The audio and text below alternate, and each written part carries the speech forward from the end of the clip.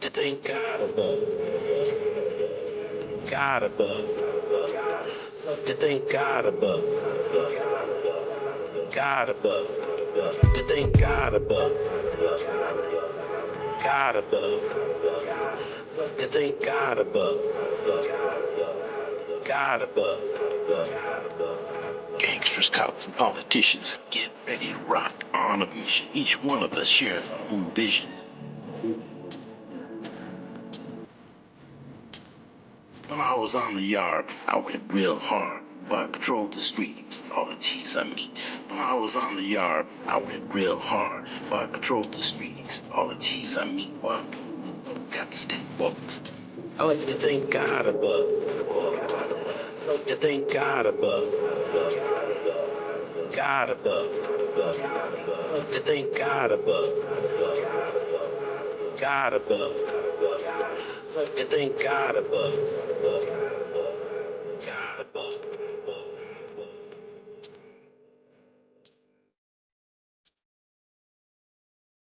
Saludos. Once again, it's your host, Gabe Morales. In this episode, we return to covering Latino gangs in Washington State, but this time we will cover Eastern Washington. In part one, I talked a little bit about the state's background. I also emphasized that my main objective with this video is not to stereotype or label anybody, nor to cause anybody pain or to glorify the gang lifestyle. But rather, my intention is to educate people, especially parents, about the dangers of our youngsters getting pulled into the lifestyle. I also hope this video helps educate politicians who should be supporting prevention and intervention, but also not tying the hands of law enforcement. Let me speak a little bit more about my personal background, so if you don't know me, maybe it'll give a little more credibility for this story. As I stated previously, I was born in Yakima, Washington. And while I went to schools in Seattle, I spent all of my summers in Yakima with my grandma, mi abuelita, rest in peace. And I also hung out with my primos who lived nearby in North and Northeast Yakima.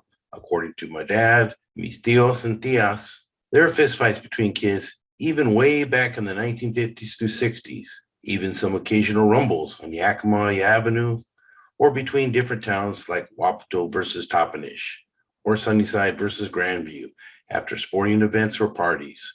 But it was relatively peaceful most of the time, and gunfire was very rare. There are some really good, hardworking people living in the valley, but Yakima has always had a bad rap and its share of gang and drug problems with some people. While Seattle and the greater Puget Sound area brought lots of jobs and mostly urban dwellers, Eastern Washington is different because it is largely agricultural. It employed a lot of farm workers to harvest apples and other crops. Like I said in part one, my family was one of the first Mexican-American families in Washington State. When we moved there, Yakima was relatively small, and the police chief personally knew our family. Even my grandfather, who once was 86 out of a bar, and when the bartender called the police chief said, "You better serve Gabe Morales or all of his family is going to be there and there's going to be problems. Then you're going to have problems with me." Yeah, it happened. There are some other large towns in Eastern Washington, like Greater Spokane and the Tri-Cities area of Pasco and Kennewick. We will talk about gangs in those areas as well. The Yakima Valley in central Washington has always had a high Hispanic population. For instance, smaller towns like Toppenish, Sunnyside, and Grandview in the valley are over 80% Hispanic. And even the city of Yakima is almost half Hispanic today, the majority being Mexicans and Mexican Americans. While I might have sounded a bit critical of the Yakima Police Department in part one of this series, just know that I am not bitter towards them, but I know some of the personalities in politics that have not helped the situation over the years. I have always been supportive of most line staff, but warned YPD brass about gang activity way back in 1978, and they just blew me off. I warned admin repeatedly up until 2002 that they needed to start a gang unit, which finally happened under Chief Sam Granado. I should know. I helped train them. Also, I put in for the city's Gang-Free Initiative Program coordinator, as I recall, around the year 2000, but was not even given a chance to interview by the committee, controlled by YPD officials a biased city council, and other players. What is weird is they called me an outsider, even though I was born there. I think some of you know what I'm talking about when I'm saying there are some crooked politics there, but I support many people like Gary Garza's program and consider many Yakima law enforcement and corrections to be my friends. If you have any doubt about my understanding of Eastern Washington gangs, then maybe you will change your mind after seeing this video. I never intend to glorify any of these gangs. No, to the contrary, I've worked very hard all of my life to try to prevent our raza from getting caught up in the lifestyle. Let me explain now how some of the gang problems today got to be so bad. Back in the late 1970s, the Mexican Mafia prison gang in California created a recruiting-based team called Sureños 13, while the West Familia prison gang created a farm team called Norteños 14. I personally knew some Norteños who came up from Northern California, often migrating with their farm worker families. Just as Southern California Latino gangs moved into Northern California in the mid-1980s, so did Sureño gangs move into Eastern Washington. In fact, the first Sureño gang I recall in Eastern Washington was Bakersfield, better known as Baker's 13 in Wapato around 1980. Until that time, I met more Norteños than Sureños in Eastern Washington. When Sureños and Norteños first showed up, the younger ones made a point of it to let everybody know who they were, because all of this Norte and Sur stuff was relatively new to the area. In Califas, you didn't have to advertise who you were with a Norteño or Sureño starter kit, as everybody in the barrio knew la onda. But Washington was different, as the Califas gang thing was new, so literally they had to spell it out for everybody. As I said, before this time, there were gangs in Washington, but rarely was there gunplay. In fact, when I was growing up, if you pulled a gun on somebody, that meant you were a punk and couldn't fight head up. The Cali gangs changed that. Lorasa 14 was one of the first Yakima Norteño gangs, and it claims a large section of Northeast Yakima, including 4th and G in the Millers Park area, where I spent many of my summers. They claim 6th Street and other parts of East Yakima that they sometimes refer to as wasteland. Some of the first Lorasa gangsters were Jose Loco Cárdenas, Anthony Primo Arasa, Miguel Magu Maquera, Aaron Azteca Garcia, Raul Joka Correa, Rosenda Lucky Villa, Anthony Flaco Vallejo, Jesse T-Dog Smith, Chente Anaya, and Smiley Melendrez, as well as Ambroso Manos Ramos and Dan Morphine. Later on, Gerardo Wise Loredo was considered the leader for La Raza XIV. La Raza would often align with other Norteño groups in the city, like Barrio Campo Vida 21, or Taggart crews like Fun Boys, in an effort to keep Sureños out of the northeast and east sides. Most of the time they got along, but I understand that Norteño on Norteño warfare is back in style in the valley these days. If they can't find somebody else to hate and bang on, I guess, they will just eat each other. That's the gang mentality today. Barrio Campo Vida 21 is a gang active on the east side of Yakima, as well as in the lower Yakima Valley. Some of the early VCV were Valentin Tigre Riojas, Jesse Chuy Manzo, Marty Chavarin, Nate Demon Vasquez, Miguel Chunky Mejia Bravo, the Solis, Saldana, and Cienfuegos families. Guys like Billy Rebel Villarreal and Juan Papa Saldana joined, both of whom went to the federal BOP and fell under the leadership of NF shot caller Skip Villanueva. Northside villains in Yakima are not to be confused with Northside Barrio in the lower valley. They are separate gangs that just use the same initials. One of the early leaders of Northside villains was Jose Clan Ornelas. I've interviewed some of them, as well as La Raza and VCV in the King County Jail. North Track Road in Yakima County is a long road that runs from Parker to Toppenish, Washington. Part of it runs through the city of Wapato, and it has been the scene of numerous gang-related shootings and homicides. Wapato is considered a Norteño stronghold, with original Local Boys 14 and Local Boy gangsters. The Wapato OLBs are not to be confused with the Tacoma OLBs 44, which is a Southeast Asian gang. Alex N. Sandoval was an original Local Boys leader who was incarcerated at an early age at Green Hill Schools for Boys for attempted murder. Juan Spooky Cerda and the Cabrera brothers were other early OLB members. One of the Cabrera's little brothers was Ricky, who was killed due to gang violence. Northside Barrio are based in the Lower Yakima Valley. Northside Barrio had several families that formed its nucleus, including the Flores families, who were very involved in NSV. This Flores family was different from the Little Valley Locals Flores family. In March of 2008, Paul Eric Silent Lopez, considered at that time to be the leader of Northside Barrio 14, died after he had been at a party and involved in a large fight in Granger, where he was allegedly killed by some Little Valley locals. Northside Barrio is still strong in the Lower Valley today. Northside Reales in the Tri-Cities area was started by Carlos Magoo Martinez. An NSR veterano, Eutemio Big Papa Vivero, was killed by Tri-City Sureños who wanted to make a name for themselves. Guys like Tomas Step Garcia and Jorge Ayala Magana ran dope for the Tri-Cities Norteños over to Montana, where they can make a lot more money. Both were eventually sent to the BOP. There are also several Norteño gangs in Grant County that have been active over the years, including Northside Familia, as well as Pancho Villa locals. The small town of Mattawa, Washington, was known to be very violent after dark. And my brother Joel Harris was police chief of the town for several years. Many Eastside Familia gang members in Mattawa also had ties to the Tri-City area as well as the Yakima Valley. The Red Boys are active in Spokane and at one time were very active in Yakima. They were very close to Barrio Campo Vida and Barrio Recanales in Yakima and still are today in Spokane. There are lots of white guys in Red Boy Norteños, some who have Nuestra Familia ties. As I stated before with Rebel and Puppet, many Norteños got sentenced to the federal system where they found out that Norteño big dogs from Washington State were a no-no. Sheldon Skip Villanueva was previously an NF captain referred to as Tio Skip by local Norteños. He was now referred to as Grandpa, as he is now a general and has heavy influence over the years to Washington State Norteño soldados. I will do a separate video on that movida in the future. Chicanos Por Vida 509 was initially a brown pride gang. Notice the brown bandanas in this picture. They usually aligned with Norteños in the city of Wapato. Some of the early CPV members were Sal Gato Pineda, Carlos Huereca, Lorenzo Rasco Juarez, Manuel Papat Trevino, and Pedro Grinch Valencia.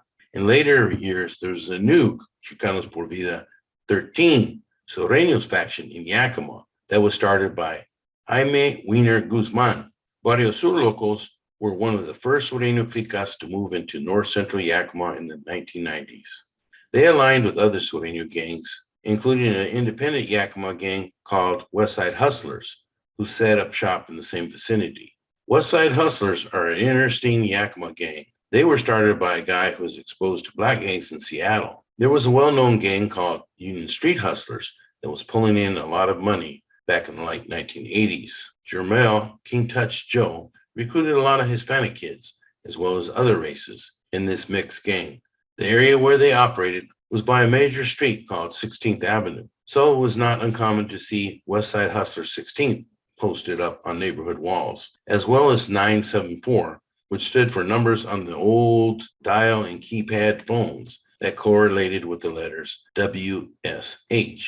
Even though Westside Hustlers would fly black, they would usually align with Sureños against Norteño gangs. Barrio Sur locals have been active in Yakima for about 20 years now, and they would often align with City of Yakima Little Valley locals. Some of the first Barrio Sur locals were Ignacio Grumpy Barajas, Adam Also Reyes, Jaime Stocky Dimas, Marcelo Trucha Avalaro, and Refugio Cuco Nava Cardenas. Some of the VSLs later moved over to King County and Pierce County as they expanded operations. Like I said, Sureños moved into heavily Norteño-dominated Yakima in the mid-1990s, and they mostly settled in the north-central area of the city of Yakima between 5th and 16th Avenues, Yakima Avenue, and Fruitvale Boulevard. Traditionally, Sureño gangs in that area were Barrio Sur locals, Playboy Sureños, Southside Familia, and Little Valley locals, who all got along. When some Florencia 13 moved into Yakima around 2005, at first they got along with other Sureños, but this piece was shattered after Gargoyle from Florencia 13 tagged Barrio Sur local Miklos Casa in 2011. Gargoyle had his sights on taking over the area. A full-blown war started, and the Yakima PDG unit stepped up patrols. I forgot to mention earlier, although I briefly relayed my family's roots in Texas, that most of the original Mexican families in the Yakima Valley were from Texas, who came in as migrant farm workers. There was a large migration from the 1920s to 1970s from Texas. You can read more about migration patterns in an online study by my friend Mark Moreno called Mexican American Street Gangs, Migration and Violence in the Yakima Valley. I hope to do an interview with Mark in the future. It was in the late 1970s that the California migrants first came in and brought with them the Sureño and Norteño mentality, and migration increased there throughout the 1990s, when an explosion of violence occurred on the streets of the Yakima Valley. Prior to that, there were some old families who were originally from Texas, like mine, and like the Escobars, some of who had ties to the Texas Syndicate, and some who hung out with Norteños, just like the Rangels did in the late 1970s through early 80s. I should know, I hung out with them too. Again, I'm not trying to tarnish anybody's reputation, just state some general facts. And if you were there at the time, then you already know. Although some people may have dealt drugs and gangbang back in the day, not all family members did. I mean, like, one of the Rangels even became a longtime Yakima cop. So there you go. People can change with age, with wisdom and counseling and spiritual growth. I sincerely believe that. There is hope for change. For example, I was told years ago by Gilbert Escobar's daughter that he had changed. That kind of blew me away because he was pretty wild back in the day. And I was told that Ricky Rangel is now clean and sober, going into jails and prisons, speaking the good word. That's good to hear. One of the younger Escobars, Anthony, did time in Vacaville. He turned Sureño. On the east side, where very few Sureños operated, as the area was dominated by Norteños. Most other Playboy Sureños in Yakima operated in north central Yakima and aligned with homegrown gangs like Southside Familia. By the early 1990s, Little Valley Locals members were getting locked up in large numbers in the Washington State Juvenile Rehabilitation Administration. Yakima Juvenile Hall, County Jail, and Washington DOC started to be influenced by these LVL members. Some of the early LVLs were the Cortez brothers, the Cantun family, and the Flores and Alvarez families. Sunnyside started paying attention to them, and Toppenish PD started its gang unit in 1993. Toppenish had some Little Valley locals, as well as lots of Florencia 13. It also had some Eastside Longos and Westside Pomona gangs who aligned with each other against Florencia 13 and LVLs. Both Eastside Longos and Westside Pomona gangs are active in Southern California and transplanted to the city of Toppenish. But again, most of their recruits were local youth. Bell Garden Locos is another Southern California gang that transplanted itself in the late 1980s to the lower Yakima Valley, especially in Sunnyside and Grandview, via Desmond Usry and Rolando Garcia. Other early members were Steve Capone Garza, Daniel Happy Balderas, Jesse Flores, Jose Trigger Rivera, and Miguel and Sleepy Gonzalez. Jose Cricket Munguia joined Wallace Young, and Alvin Big Happy Guajardo was later to be considered one of the BGL leaders. A past Little Valley local leader was very close to Mexican Mafia and Washington DOC, as well as the feds, and was considered the number one guy for the LVLs. But he later had some in-house problems with his gang. Rival BGL leader Big Happy is said to have recent ties to Miami. The state once fell under Mexican Mafia shot caller Bat Marquez, although I'm told that has now changed. I will address the details and politics of those movies also in a future episode. The Tri-Cities, or Quad City area, as some call it, has several Sureño gangs operating within the counties of Benton and Franklin.